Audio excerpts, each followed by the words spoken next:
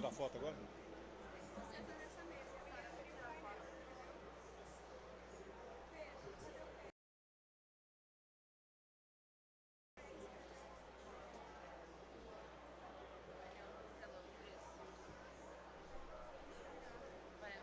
Eu abro. A menina tava no banheiro passando mal. Eu.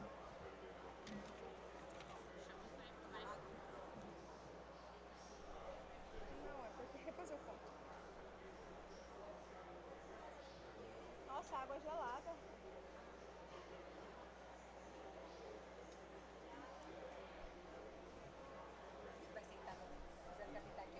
Vou sentar, eu só vou abrir e vou sair. Você me fala quando. Não?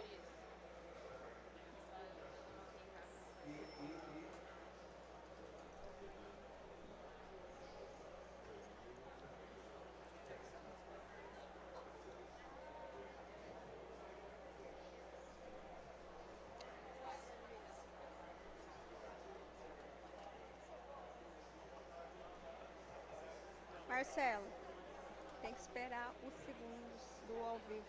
Ele vai fazer, nem vou falar.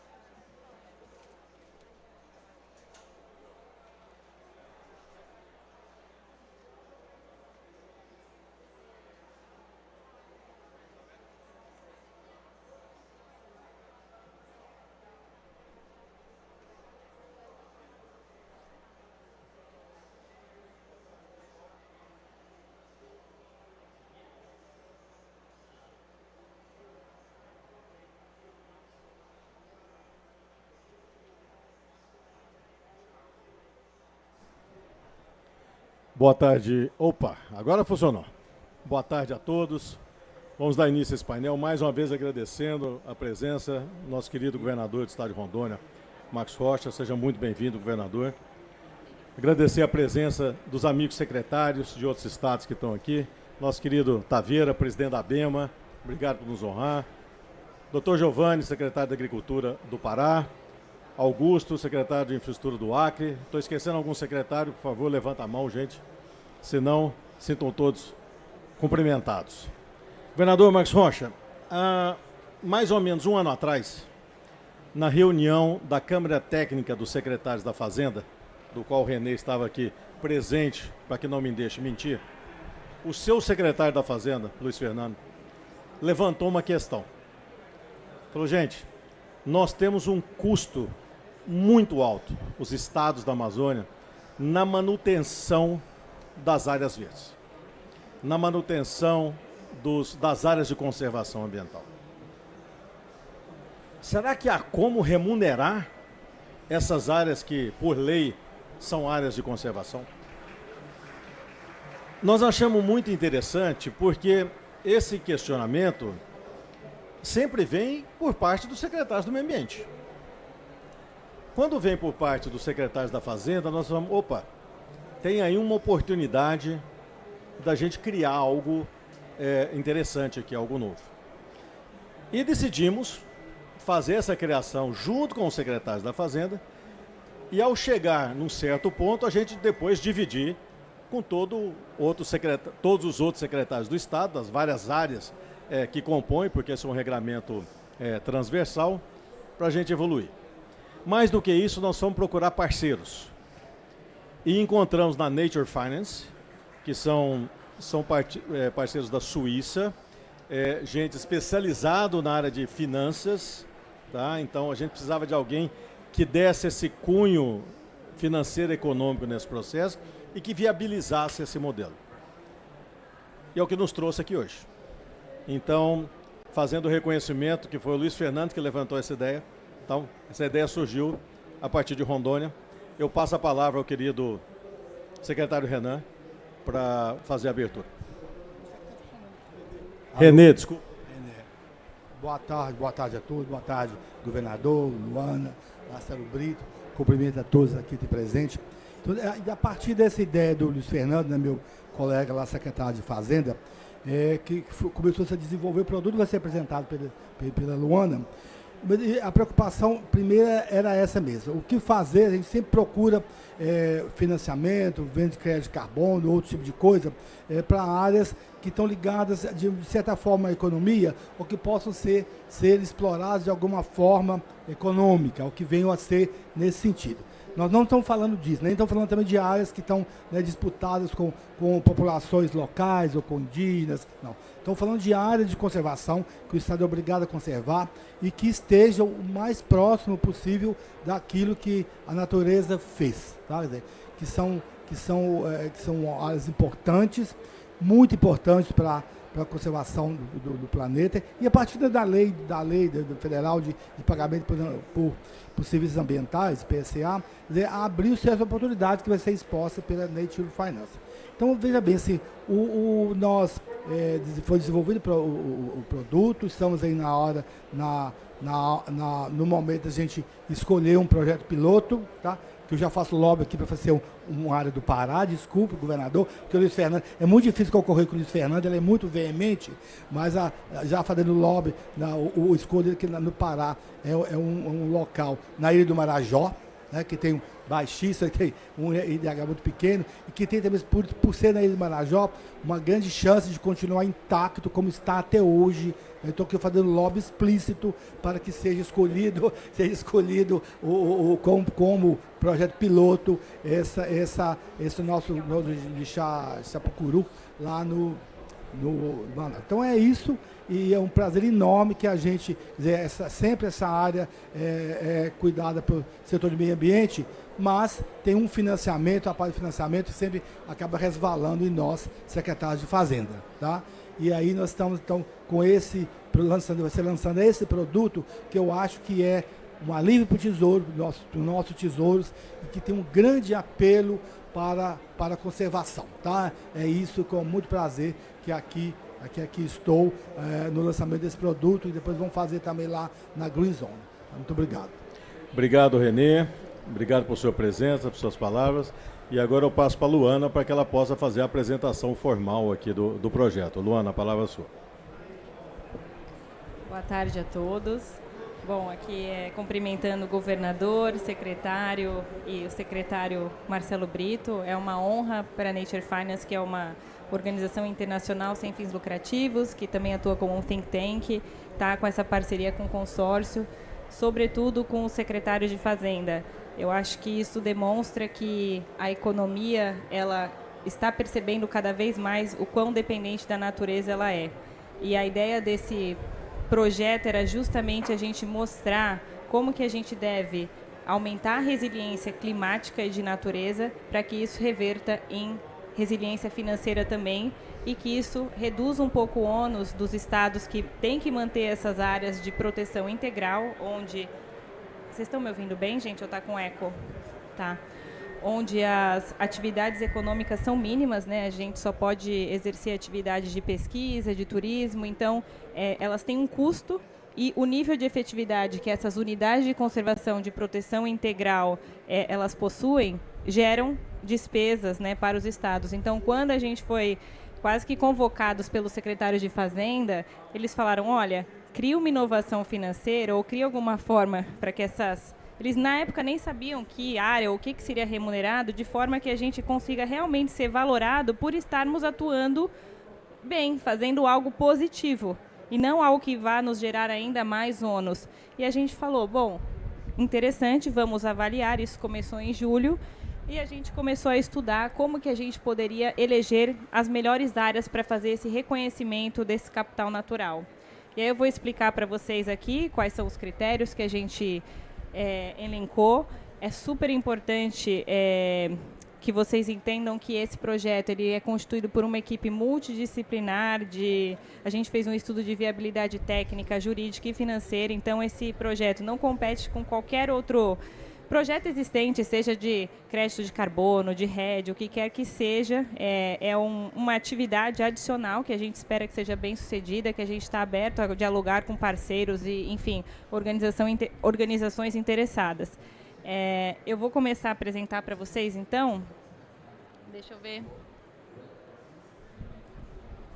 Como faz?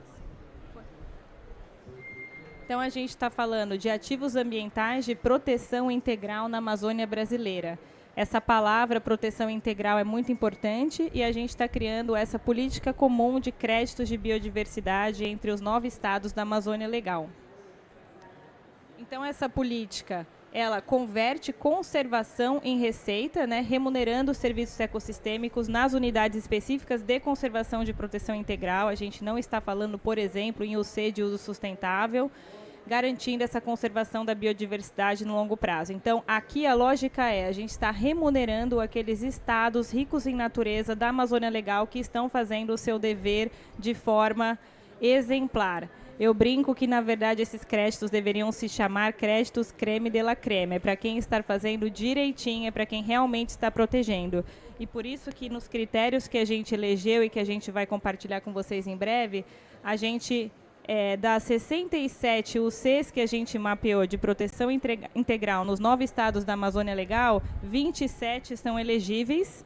E aí a gente fez mais um filtro por ser um piloto, mais um filtro porque a gente teve que, neste momento do piloto, que vai durar 9 meses, tentar... evitar que fossem áreas que tivessem população indígena, porque o tempo necessário para fazer, né, todo o processo de consentimento livre, prévio e informado demoraria muito mais do que 9 meses. Então, a gente ficou com 6 unidades de conservação que entram nesses critérios de elegibilidade e que a gente está aguardando os membros do consórcio, os governadores e os secretários decidirem entre si quem será o Estado e a UC que vai pilotar esse projeto nos próximos 9 meses para ser um case para que a gente consiga replicar em outros estados. A escala, a gente está falando de 8,9 milhões de hectares nessas 27 UCs. Para esse piloto, a gente vai escolher uma. E isso representa, para quem, eu sei que tem alguns estrangeiros aqui, então isso representa 2 vezes a Suíça. E é um espaço gigantesco que eu acho que muitas pessoas de fora não têm dimensão do que a gente está falando, né? E por que importa? Porque a gente está garantindo que essas florestas intactas e os ecossistemas preservados sejam conservados. A gente está falando, então, em grandes números de 5 milhões de quilômetros quadrados, uma área maior do que a União Europeia. 3,7 milhões de quilômetros quadrados são remanescentes naturais estáveis, né, maior que a Índia. Então, para isso, a gente está usando a plataforma Map Biomas, que é muito reconhecida aqui no Brasil e internacionalmente. Abriga a maior biodiversidade do planeta, mais de 40% das florestas globais remanescentes e gera 20% de água do planeta. Então, a gente até dialogou muito com os secretários e com consórcios. Se não for agora, em ambiente COP, em Belém, que a gente vai criar uma política comum entre os estados da Amazônia Legal para valorar o capital natural desses estados ricos em natureza e que eles sejam remunerados por isso, eu não sei qual que vai ser o momento, porque boa parte das discussões dessa COP é como é que a gente fecha o gap de 1,3 trilhões anuais. E essa é uma forma da gente contribuir. Por isso que no início eu comentei, a gente não está competindo com outros instrumentos financeiros, mas a gente vai ter que ter uma coletividade de instrumentos financeiros para fazer a manutenção dessas, que eu nem vou dizer que são florestas. Aqui a gente está falando de um conjunto, um pacote de natureza, porque essas UCs de proteção integral, elas não reúnem só flora, tem fauna, é a conectividade, é como que elas dialogam entre si, entre os diversos estados amazônicos, e quanto mais conectadas elas estão, que é um dos indicadores do projeto, que é conectividade, melhores e maiores são os serviços ecossistêmicos prestados, então, melhor eles poderão ser remunerados no futuro próximo. Bom, aqui, acho que a maior parte da audiência aqui já sabe muito bem essa informação, mas hoje a gente tem diversos estudos que mostram que 100% da economia é de alguma maneira dependente da natureza. Tudo que eu estou utilizando no meu corpo agora tem algum tipo de natureza, né? Então, desde o microfone, do tecido que eu estou utilizando, da água que eu estou bebendo, do café que eu acabei de tomar antes de entrar aqui. Então, 100% da economia é baseada na natureza. E a gente sempre advoga que os beneficiários desses serviços ecossistêmicos, que são empresas, setores econômicos, não só do Brasil, mas de toda a cadeia produtiva global, eles devem remunerar por esses serviços ecossistêmicos, porque é um serviço que estados amazônicos estão prestando gratuitamente para a humanidade. E a gente sabe que vários dos estados amazônicos têm índices de desenvolvimento baixo, que precisam melhorar a sua política fiscal, ou otimizar onde é que eles vão utilizar esses recursos, e muitas vezes o grau de efetividade, por exemplo, da manutenção dessas unidades de conservação não é o melhor, porque é bastante custoso. E se você é um estado na Amazônia que você também precisa investir em infraestrutura, educação, e saneamento e natureza, você vai ter que driblar aí toda a sua, né, governador e secretário, todas as suas contas públicas para você conseguir chegar numa opção que seja a melhor para o seu estado. Então, é algo que é extremamente, acho que é bastante racional essa lógica de como que a gente consegue gerar receita para os estados. Então, essas UCs hoje, elas garantem, né, que essas áreas naturais sejam preservadas, elas garantem que essa biodiversidade, estabilidade climática sejam mantidas, e isso significa não só resiliência ambiental, mas resiliência econômica e qualidade de vida.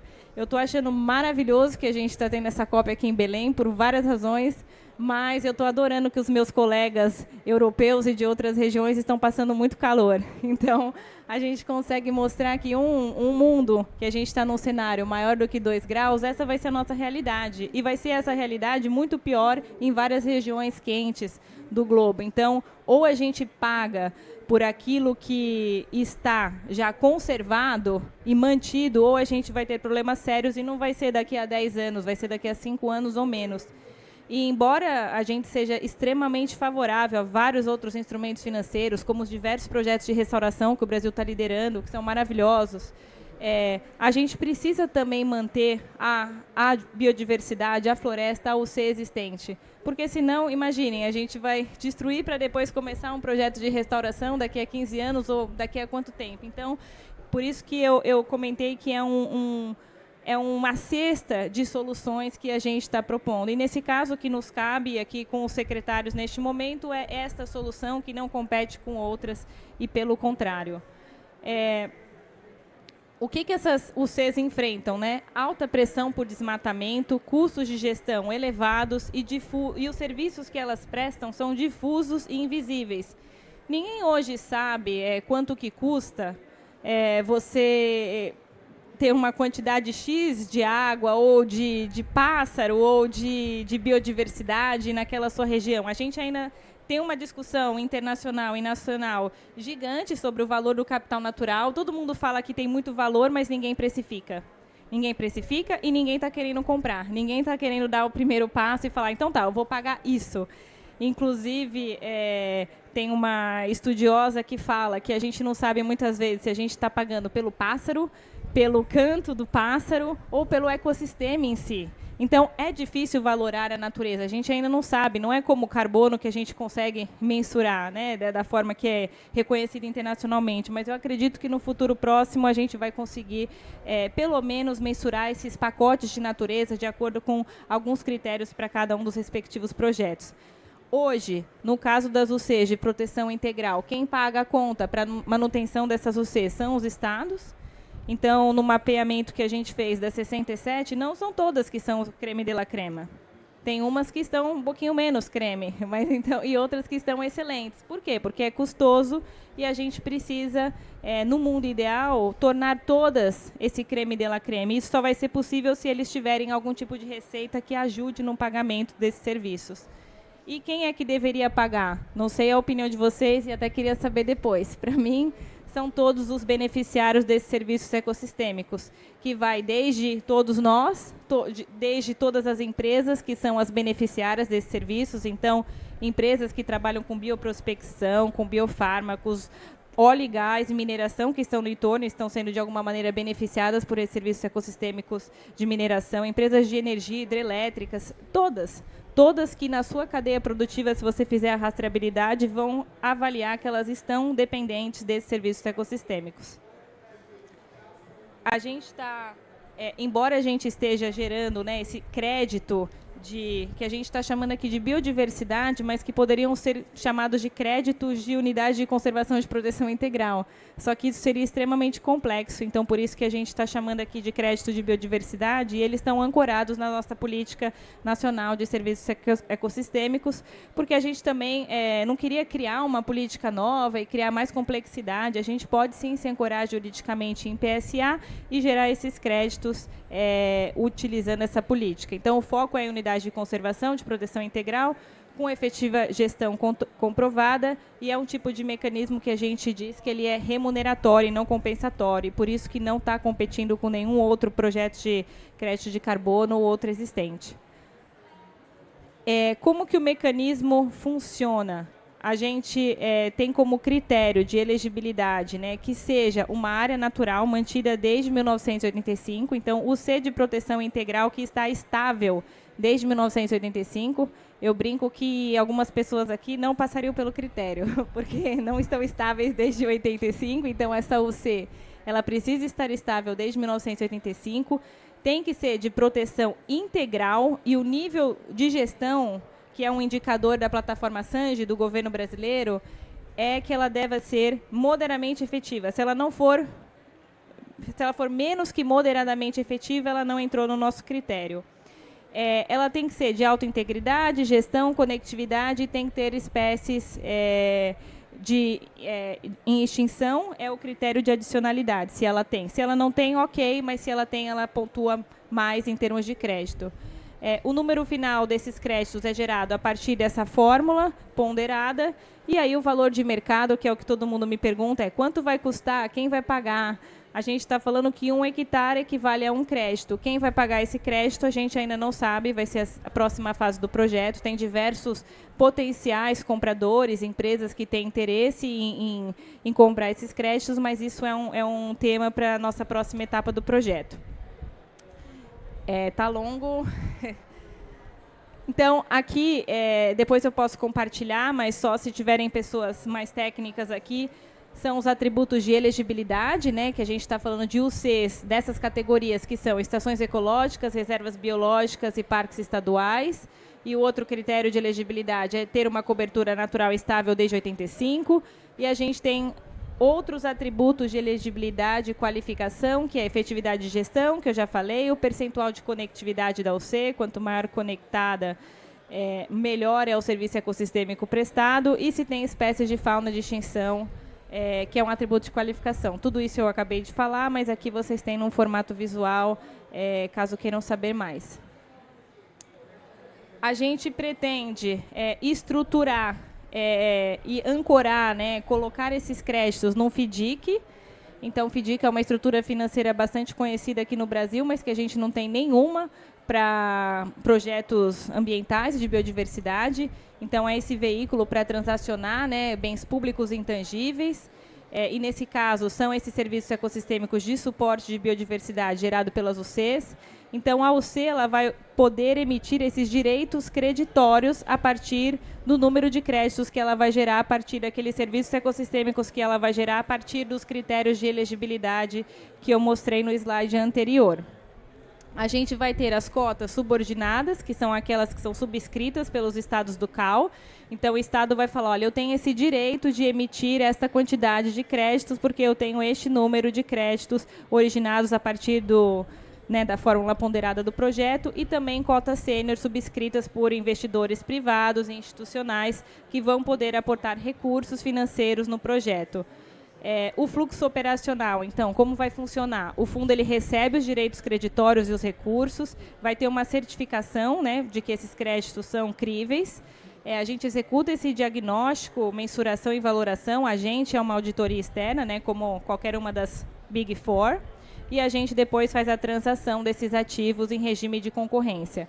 A gente está agora discutindo quem é que vai ser o gestor e o administrador desse fundo. Temos já começado alguns diálogos com alguns bancos. E a destinação dos recursos também vai ser estruturada de acordo com a remuneração das cotas sêniores e os custos.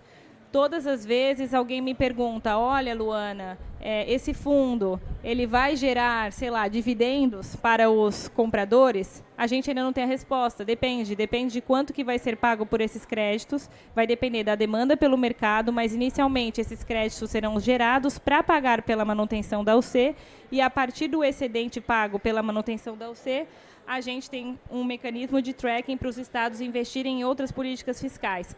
Pode ser que no começo, se a demanda for pequena, só vai ter como pagar parcialmente a gestão da UC.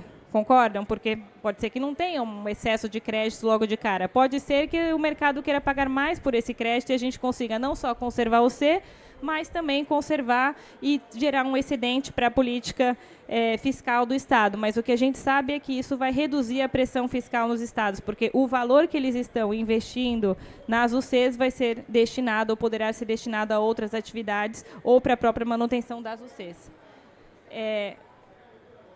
Termino? Me falar? Tá, então tá. Bom, aqui eu já falei um pouco, então, quais são os dependentes diretos da Amazônia que operam na região. Então, empresas de bebida, cosméticos, mineração, energia, concessões, multinacionais, bancos de desenvolvimento. E aí, aqui, para concluir, gente, por que que isso é diferente? Por que que é distinto de tudo que a gente tem conversado? É uma primeira iniciativa de valoração de capital natural liderada pelos estados, pelo secretário de Fazenda. Eu não sei vocês, mas eu não conheço e estou muito feliz, então é algo realmente inédito. Tem uma base robusta, que é a nossa lei de PA, e é uma lógica, né, de natureza remuneratória. O foco é em UC de proteção integral. A gente sabe que tem vários projetos de UC, inclusive em proteção integral, mas esse é específico para a proteção integral, que são áreas pristinas que ninguém está pagando pela existência delas de forma tão concreta. São metodologias que são cientificamente robustas, comparáveis tanto nacionalmente quanto internacionalmente. A gente fez questão de usar bases de dados que o Brasil tem usado ao longo dos anos, que sobreviveu a diversos governos, como SAND, Proticom e MapBiomas. Ela é compatível com futuras integrações no mercado, seja voluntário ou de compliance. Traz alívio orçamentário para os estados. Então, o que a gente quer é melhorar a política fiscal desses estados. É um modelo ancorado numa experiência brasileira, mas também internacional. E, por fim, o CAL está transformando conservação em remuneração com valor fiscal e econômico. É isso. Muito obrigada, Brito, e desculpa que eu me alonguei. Aqui são as próximas etapas do projeto, para vocês saberem. A gente não acabou ainda. E a próxima etapa é escolher qual UC vai ser a piloto desse case. Obrigada. Luana, muito obrigado. Governador, o mais importante aqui é que, ao sondar com o setor financeiro, já teve banco que levantou a mão e falou: eu quero ser o gestor disso aí. Quando o banco fala isso, é porque tem uma visão positiva do caso, o que é muito bom. Então, talvez essa seja uma quebra de paradigma que possa ser estendida até outros países. Gostaria de passar a palavra ao senhor agora, por favor. Bom, minha voz é muito alta, né? Tem que reduzir um pouquinho o som aqui. Bom, mas é o seguinte, eu cumprimento o Marcelo, o Renê, a Luana, que é o nome da minha esposa também, não tem como esquecer. Bom, vamos lá. A gente está vivendo um momento bastante interessante no mundo. Não vou dizer que é no Brasil, é no mundo inteiro. Se fala muito de proteção, se fala muito de clima, se fala muito de tudo isso, mas eu percebo que muitas vezes a gente fica marcando passo. A gente não consegue passar à frente, seguir adiante. A gente tem a preocupação com o meio ambiente, a gente tem preocupação com o ser humano que vive na Amazônia, essa é uma realidade, mas, ao mesmo tempo, o que fazer? Então, quando surgiu essa ideia, e nós temos no governo do estado de Rondônia, assim como existem também nos demais estados, né, aqueles que são colocados como secretários são lideranças, né, são lideranças, pessoas que pensam, que analisam. Então, em Rondônia não é diferente. Então, a orientação foi: nós precisamos buscar uma forma de sairmos desse marcar passo, de sairmos desse não sai do lugar, né? Então, essa ideia do crédito de biodiversidade, que é muito melhor falar assim do que o nome inteiro, né, de proteção do meio ambiente integral, mas a gente vê que é algo extremamente importante. Uma visão de governo E eu digo não só do governador Marcos Rocha, que sou eu, mas de todos os governos atuais que vivem na Amazônia e também os que virão pela frente. A dificuldade é imensa, porque os recursos para que a gente consiga fazer a proteção do meio ambiente, eles são escassos. Então a gente não tem como mandar a polícia militar, a polícia ambiental, polícia civil o tempo inteiro ir para preservar áreas imensas, como por exemplo o estado de Rondônia tem.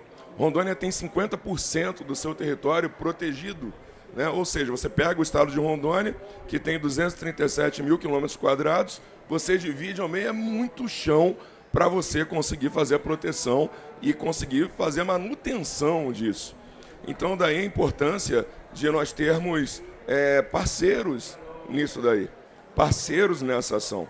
Eu fiquei muito feliz quando eu vi que vocês compraram logo, né, essa ideia também, né, e de pronto os secretários de finanças dos estados, né, trabalharam com muita propriedade para que esse projeto pudesse chegar ao ponto que já está. Está quase saindo, né?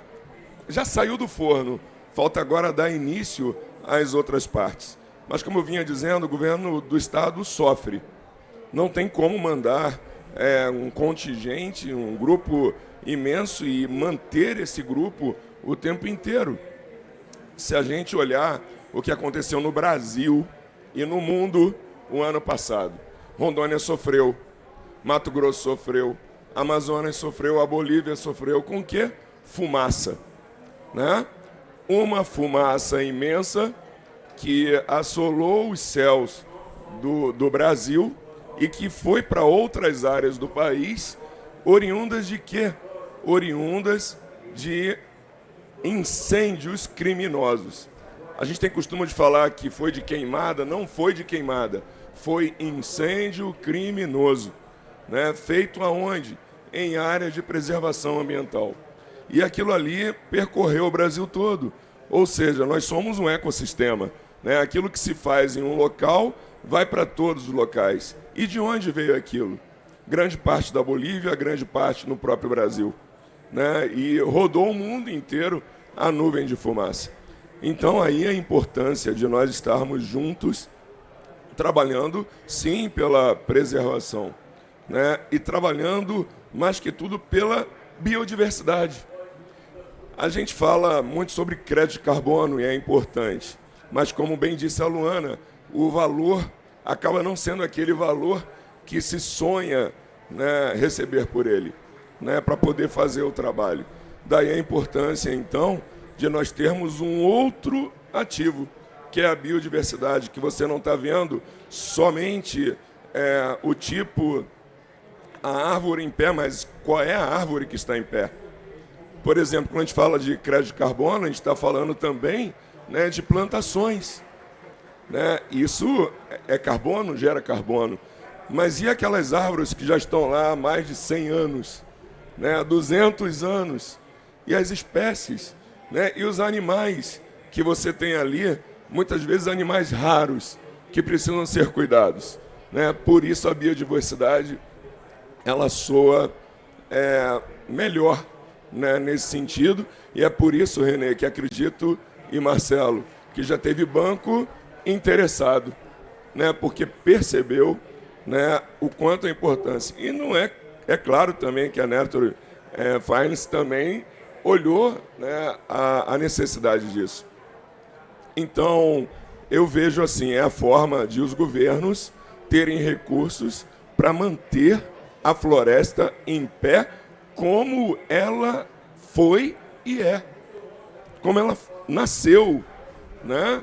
Aquelas árvores, os animais centenários, e ao mesmo tempo que a gente preserva, a gente vai gerando sim recursos para os seres humanos, porque parte desses recursos vão ser usados também para a saúde, que é uma coisa necessária, para a educação, né? Para a manutenção das próprias corporações que atuam fazendo a fiscalização. Então fica tudo mais fácil desse jeito.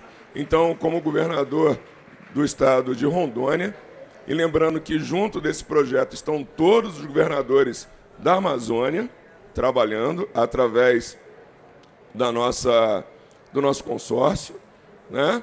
E a gente está ansioso. Rondônia, repito, olha, o Renê defendeu o estado dele, eu vou defender agora o estado de Rondônia. Rondônia preserva, como eu disse, 50% do território. Rondônia aumentou a produção, e muito, mas Rondônia reduziu o desmatamento ilegal.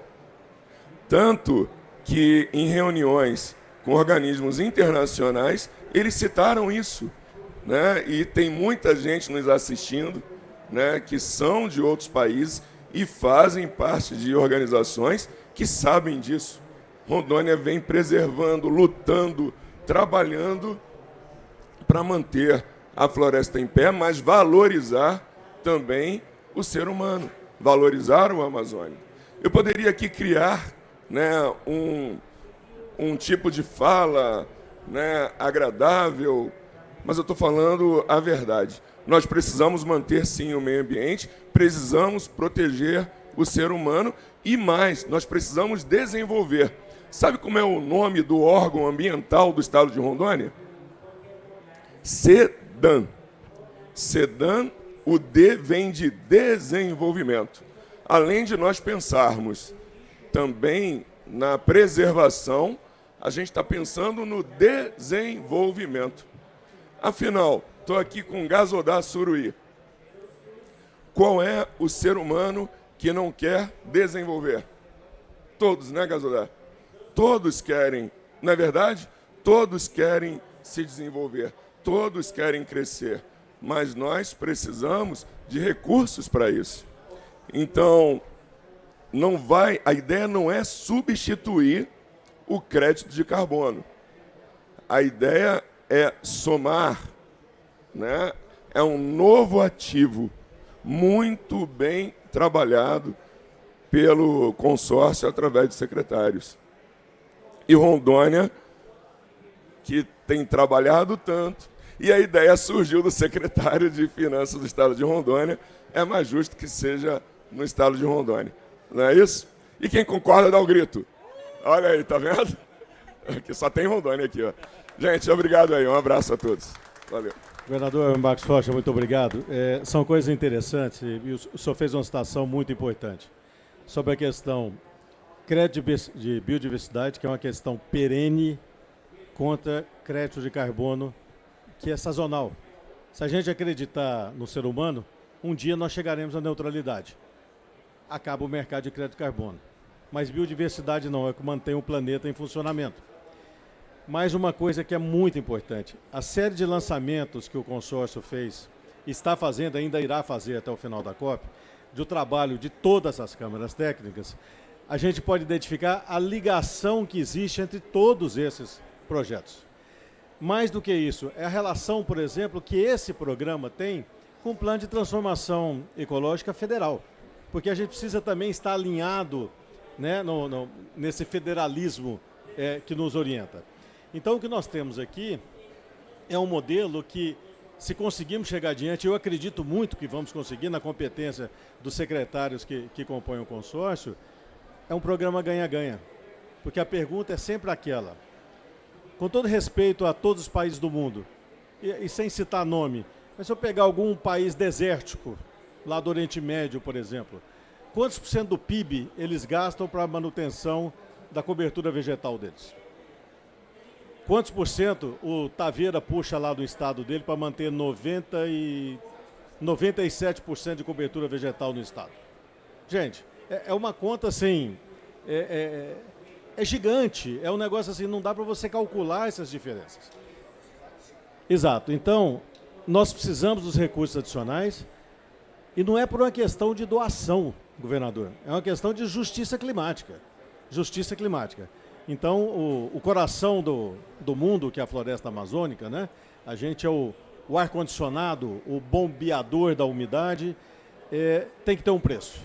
Quem sabe é nesse arranjo, agora partindo para a parceria com todas as outras fases e todas as outras estruturas do consórcio, dos estados, a gente possa colocar isso aqui para frente E aí na Austrália, o ano que vem, a gente está celebrando um ano do lançamento, mas com o piloto já concluído, com os resultados já concluídos, e assim a gente poder apresentar a viabilidade das 27 UCs para apresentar ao mundo. Aí sim, nós vamos falar que felicidade que nós estruturamos isso aqui, aí eu volto a acreditar no planeta de enxergar o que vale a pena, que é a biodiversidade que nos coloca para rodar, que produz a água, que produz os ventos, que produz as chuvas, a umidade que irriga o agronegócio brasileiro, a umidade que irriga as nossas casas, as nossas indústrias e assim por diante. Então, assim, gratíssimo, Luana e o time da Nature Finance,